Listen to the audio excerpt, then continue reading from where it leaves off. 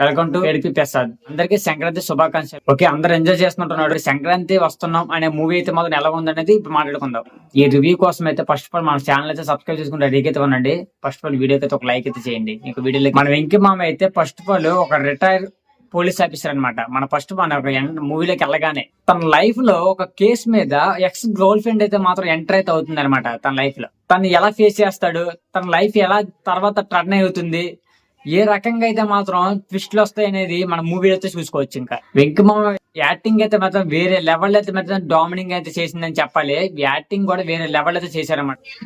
Experience actor అయితే మాత్రం చూపించుకున్నాడు అనమాట వెంకటేష్ గారు అయితే మాత్రం. డైరెక్టర్ పరంగా గానీ, ఇంకా స్క్రీన్ ప్లే పరంగా గానీ, డైలాగ్స్ పరంగా మెయిన్ చెప్పాలంటే చాలా బాగుంది.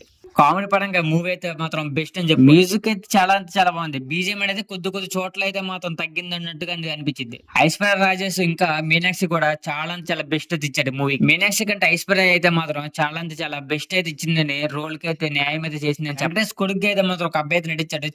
చాలా బెస్ట్ రోల్ అయితే మాత్రం నటించాడు అనమాట. ఆయనకి కూడా ఒక ఓడ్ అయితే వచ్చింది ఆ మూవీ చూసినప్పుడు. మీకు అర్థమైంది. మూవీ నడుస్తున్నంత సేపు మన బోరింగ్ అయితే ఉండదు. చాలా ఇంట్రెస్ట్ గా అయితే మాత్రం మూవీ అయితే నడిచింది. ఓటీటీ చూడకుండా డైరెక్ట్ మూవీకి వెళ్ళినట్టుకైతే మాత్రం ఈ మూవీ అయితే చాలా బాగుంటుంది. ఓటీటీ చూద్దాం అనుకున్నట్టుకైతే ఈ మూవీ అయితే మాత్రం సరి అయితే కాదు. ఇక మైనస్ గురించి చెప్పుకుంటే సినిమా అయితే సింపుల్ గా అయితే ఉంటుంది. అంత పర్ఫార్మెన్స్ అయితే కాదన్నట్టుగా అయితే అనిపించింది అనమాట. సినిమా అంతా కామెడీకి వెళ్ళిపోవడం వల్ల సినిమా సీరియస్నెస్ అయితే మాత్రం ఉండదు. క్యారెక్టర్ రైటింగ్ అయితే మాత్రం ఏ మాత్రం బాగోదు.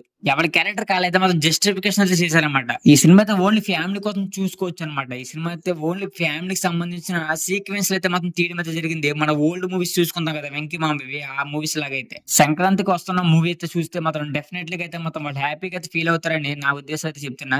ఓకే గైస్, ఈ రివ్యూ అయితే ఇక్కడ థాంక్యూ చేస్తున్న. వీడియోస్ లైక్ షేర్ చేసి సబ్స్క్రైబ్ చేసుకుని బెల్ ఐకాన్ ఆన్ పెట్టుకుని నెక్స్ట్ వీడియో కలుద్దాం. Okay, bye.